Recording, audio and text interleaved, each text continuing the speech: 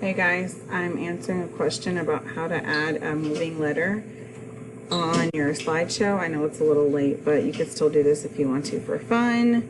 You are going to first go to giphy.com and then you're going to search stickers. So someone asked for the ABC. I'm going to look for the letter A, and then I'm going to look at the stickers. I don't know why it makes. Oh, okay, I'm just kidding. Let's choose this letter A. We're going to copy the link, GIF link, copy.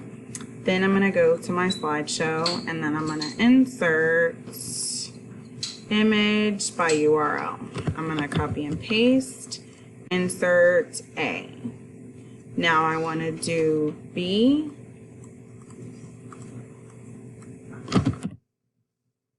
Search. Look for a sticker so it doesn't have a whole lot of a background. B. Copy link. Copy link. Go back to my presentation. Insert image by URL. Paste. Insert. Now I can do C.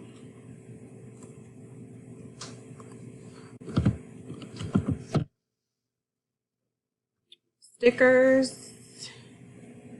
Looks like a cool neon C. Why is this an I? That's probably not the letter C, but whatever. Oh, these are all different kinds of letters. Alright, so let's click on C, copy link,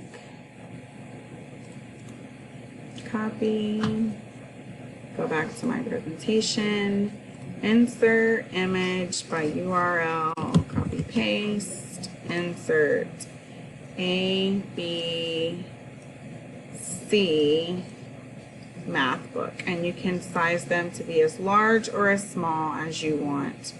There's a big A, little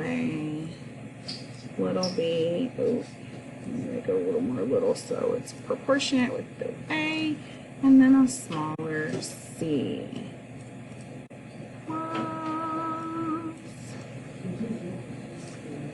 Okay, and that's how you insert the moving letters.